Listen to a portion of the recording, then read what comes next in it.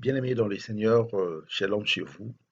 C'est votre humble serviteur, le pasteur Joël Million, et je vous salue au nom de notre Seigneur Jésus-Christ.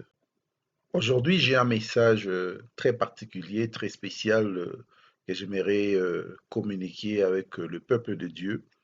Et dans quelques minutes, euh, nous allons partager la parole de Dieu. Et je sais que votre vie va changer à jamais. Et mon message a pour thème la bénédiction qui enrichit. Et nous allons lire dans le livre de Proverbes chapitre 10, verset 22. La Bible dit ceci, c'est la bénédiction de l'Éternel qui enrichit et elle ne se fait suivre d'aucun chagrin. Vous savez, la Bible dit que mon peuple périt par manque de connaissances. Et lorsque nous lisons la Bible, personnellement, quand je lis la Bible, ça me pousse toujours à acquérir un niveau élevé de compréhension. Et vous devez être rempli du Saint-Esprit pour, n'est-ce pas, comprendre le message qui est caché derrière la parole de Dieu que nous sommes en train de lire. Bien-aimés dans le Seigneur, ici la Bible est très claire. La Bible dit ceci, c'est la bénédiction de l'Éternel qui enrichit. Cela veut dire que l'homme peut aussi bénir une autre personne. Il y a des bénédictions qui peuvent provenir des hommes. L'homme peut te faire aussi des promesses. L'homme peut aussi te promettre un avenir meilleur. Mais ce qui importe le plus, c'est d'être béni par Dieu. Et à chaque fois qu'on parle de la bénédiction, les gens voient directement ce qui frappe à l'œil. Et les gens voient directement les biens matériels, alors que nous ne pouvons pas voir la bénédiction à l'œil nu. Et c'est la raison pour laquelle plusieurs personnes ont raté leur bénédiction, parce que les gens ont tendance à s'intéresser à ce qui est visible à l'œil, alors que la bénédiction peut être là, mais elle peut être invisible aux yeux de l'homme. La bénédiction, c'est cet élément que Dieu dépose dans la vie d'une personne. Elle peut être invisible, mais elle produit des effets. C'est pourquoi vous allez constater que plusieurs personnes peuvent être des chrétiens, ils ont la bénédiction de Dieu, mais vous ne voyez rien dans leur vie. Et le fait que vous ne voyez rien dans leur vie ne veut pas dire que ces gens n'ont pas la bénédiction de Dieu. C'est juste que cette bénédiction a une période de maturité, a une période de manifestation.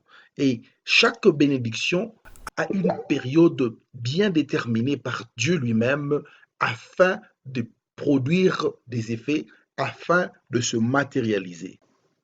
Ésaü avait compris ces choses, c'est pourquoi il était en train de poursuivre son frère Jacob parce que bien que son père l'avait laissé tout ce qui était comme bien matériel, il savait et il avait compris que Jacob avait pris ce qui est le plus important.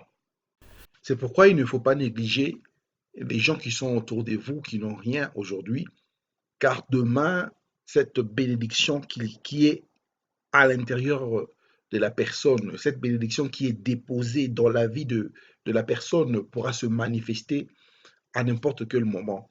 Et c'est la raison pour laquelle je vous exhorte de ne jamais négliger les gens qui sont autour de vous, les gens dont Dieu a placé dans votre vie parce qu'ils n'ont rien. La bénédiction est invisible, mais certainement, elle a un temps fixé pour se manifester.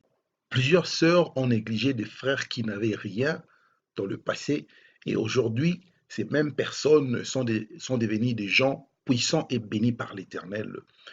Plusieurs hommes aussi ont raté des bonnes femmes parce qu'ils n'ont pas eu cette faculté de voir plus loin et de voir ce qui est invisible à l'œil de l'homme.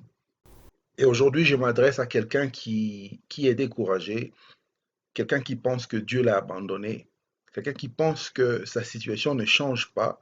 alors que plusieurs personnes sont en train de vivre une vie heureuse et épanouie. J'aimerais te dire que Dieu a déjà béni ta vie et c'est juste question de temps parce que chaque bénédiction a un temps fixé, a un moment fixé pour voir sa manifestation. Et je voudrais te dire, bien-aimé, que au temps fixé, au temps convenable, la bénédiction qui est en toi va se manifester. Et lorsque cette bénédiction va se manifester, les gens seront étonnés parce que Dieu va transformer ta vie. Et ma prière est que Dieu puisse ouvrir tes yeux pour comprendre que seul Dieu peut te bénir. Et lorsqu'il dit un mot, la chose s'accomplit. Bien que cette bénédiction ne s'est pas encore manifestée, il y a un temps fixé par Dieu pour cette bénédiction. Il y a un temps marqué par Dieu afin de transformer ta vie. Il y a un temps que Dieu a prévu afin que le monde sache que il est réellement le Dieu qui ne ment jamais. Que Dieu te bénisse, que Dieu vous bénisse pour votre temps. Shalom chez vous.